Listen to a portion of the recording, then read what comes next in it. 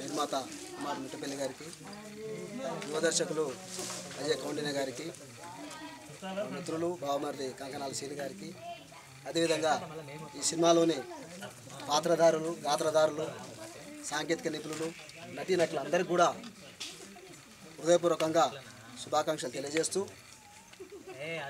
ఏ ఉద్దేశంతో ఈ సినిమాకు వార్నింగ్ అనే టైటిల్ నిర్ణయించారో కానీ ఈ వార్నింగ్ అనేది సమాజంలో ఉన్న చెడుకు, అదేవిధంగా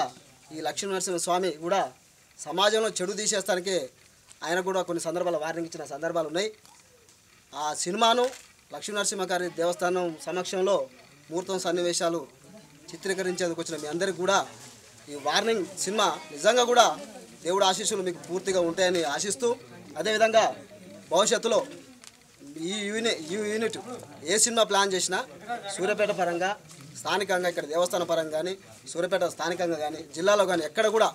పూర్తి సహాయ సహకారాలు అందించేందుకు మీ అందరికీ